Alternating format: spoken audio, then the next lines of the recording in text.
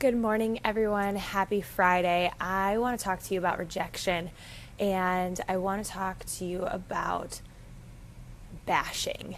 And I was the queen of it. But first, I want you to check out this. Look how my morning always starts. It starts with my Choose Happiness candle and my awesome coasters that say Milwaukee. It just puts me in a good place in the morning. I just read my devotion. If you follow me on Snapchat, I always share my devotion. It's You Are Worth More Than Rubies. I do it every day. And 3 days ago, I just started a gratitude journal. It's just so crazy. It definitely makes me think better and be so grateful. So, hey, Shelby, good morning. I want to talk to you about rejection. So, moving across the country, sounds adventurous and just this magnificent thing that a lot of people wish that they would do. I hear it all the time. I want to do that. And I was one of those people, and I just decided to go for it. It's really not that hard. And you move across the country and you just realize it. The first month I was here, I cried every day. It was an emotional toll that I didn't know what I was doing. And it brought me back to a moment in my life where I remember feeling so disappointed and feeling like a loser and just so lost. So I naturally hated school and wasn't good at school. Funny that I became a teacher. I think I wanted to prove to myself, but also show kids that they could be smart in their own way, not in the way that I thought people had to be smart based on test scores and GPAs, but I wanted to show kids that they could be smart in their own creative, beautiful, wonderful way, because I never felt that way in school. I always felt really dumb. I felt really stupid. There was an incident in 7th grade that rocked my entire world and made me really insecure with school. And that's not something a lot of people know. My mom was my number one supporter when it came to that stuff. We would celebrate the C's that I would get because we'd be really excited about it. I just wasn't that A-B student. So in high school, my mom works at a university, and my boyfriend at the time was going to this, he got accepted to this university, and I could have gone there for free, which is kind of crazy to think about, and I applied, but something wasn't right about applying there, but, why not do it? And I got rejected. Rejected to the school my mom works at in high school. That, as a high school girl, and you already feel insecure with school, rocks your world. That rejection makes you feel so incompetent. My friend at the time in high school said, "Hey, I just went and checked out this school. No one knows I got rejected." That was a secret that I kept to myself and to my mom, and my mom even forgot about it. I was like, "Mom, that was like a really hard time." And no one knew about it. I kept it a secret. I just played it off. I want to go to Wisconsin. First of all, I'd never heard of Wisconsin or Milwaukee, which is funny because you all know how much I love Milwaukee. And she said, "Hey, you got to go check out this university. This town, this city of Milwaukee is really cute." I'm like, never heard of it. So my mom and I drove to Milwaukee, and we pulled up to Concordia University's campus, and I saw the lake, and it was the most bizarre feeling. It was, wow, I am so supposed to be here. Like, this is where I have to go. So I played off my college rejection letter and getting rejected into Bradley University as, oh, I don't want to go there. I want to go to Concordia, because I have the choice to pick between two. That's how I played it off. And which is not the case. It was a lie. It was not good because I was rejected. And I went to Concordia, but in between that time, I knew I was meant to go to Concordia, but I was so devastated for getting rejected at college and feeling so dumb, right? So the cool thing about going to Concordia is I completely rewrote my history with school. I did so well in school there, and I hate taking tests, but I mean, as far as being so passionate about something, it was totally great. But getting rejected, you're just like, why? Why is this happening? And it's so crazy, you guys. If I wouldn't have gotten rejected, I wouldn't have gotten married to Eric. God, I see what you did there. Whoa. So when you're feeling rejection and you're feeling disappointment and you're feeling lost and you're feeling so down and just confused in the moment that you're in right now, moving across the country, my first month here, why in the heck did we do that? Why would we leave people we love so much? Why would we be in a place that doesn't feel like home? And it hit me, Julianne, that's like your college rejection. God is doing something in San Jose. You are meant to be there, and He got you here. So if you right now are finding yourself completely questioning or doubting and full of fear, you have to understand that there's a bigger purpose that you can't even begin to imagine.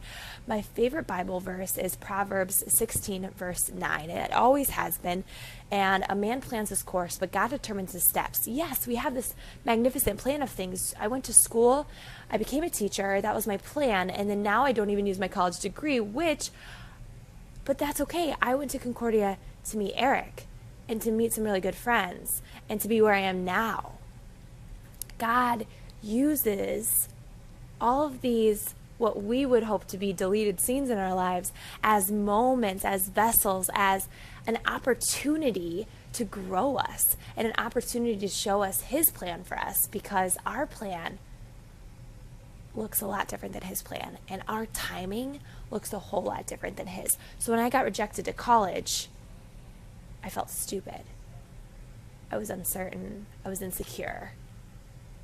And I got to Concordia, and I met the most wonderful people. I grew as a person, and I met my husband, which is just crazy. Molly, thanks for stopping by. Yes, every choice gets you to where you are today, and you get to choose how you react to it. So I just want to reach out to you. That's my flashback Friday. I got rejected to Bradley University. All my high school friends, it's the truth. And my identity is not in a grade. My identity and my value is not in a GPA. Let's not even talk about my ACT score. That is not my worth. But for so long, I thought it was. And that's how I could be in the world and how I could fit into the world were those numbers. And now life is so different, and I'm so much more confident in who I am. And that is because each day, my friends, I work on myself and my mentality and my transformation. If you head over to Choose Happy, that's my like page that actually was named after this candle, Choose Happiness. I've been buying this candle for about 5 years, and I named my like page Choose Happy, not even realizing that I named it after a candle I love, until I lit it one day and it's like, oh, that's where that came from. And Team Happy and Fit, is this making sense? It's all from a candle, which is super funny. Go to Choose Happy. I talk about bashing. Do you bash yourself? Do you get down on yourself? I was the queen of that. But the reason Beachbody and my journey and my transformation never stops is because I'm not done growing. And I'm not done transforming. This is a lifestyle change, something I'm going to do every single day. So every day I choose gratitude every day. And is it perfect? No. Oh, no. Ask Eric. And I choose to work on my body to get stronger. And I don't work out to look good in a mirror and to flex. And I know I flex in most of my pictures. But truly, I work out to feel good. It changes my mentality, because I used to rip my body to pieces, to shreds. So go to Choose Happy, and you'll be able to see what I ripped apart and now I no longer do. And it has a lot to do with my mentality and a lot to do with working on myself daily. So I just want you to know that this journey, this transformation you've seen me go through in the last 2.5 years doesn't stop. And it is so addicting, because it makes me feel like a brand new person each and every single day, that I out hustle myself yesterday. So it's not about looking better than anyone. It's not about a particular size. In fact, I don't even know how much I weigh, but it has so much to do with self-love, and it has so much to do with becoming a better person for other people. So, if you've been following me for a while, I just want to share with you my hopes and my dreams. And I want to share with you possibility. I put limits on myself. And I thought about this going to bed last night. I was just thinking about it. Before Beachbody, I limited myself. I limited how smart I was. I limited my adventure. I limited finances. I limited everything. I even limited the kind of man that I should marry before marrying Eric, that I couldn't have someone like Eric. I put such limitations and expectations for myself, which is so sad. Now, it's limitless. The possibilities, the potential, my dreams, the relationships I have in my life. And I want you to know, if you are limiting yourself, really think about it. You might think you're not, but truly think. Do you think deep down in your gut that you can't do a certain thing, like move across the country or pay off that debt that creeps in your mind every single day?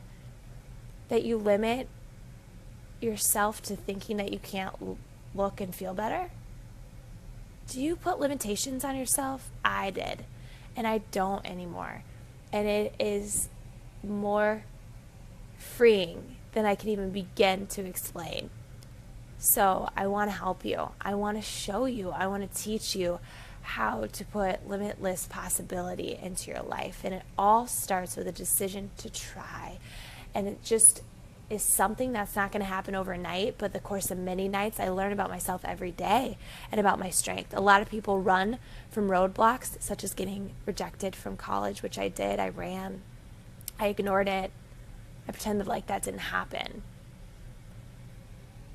And now I face my stumbling blocks.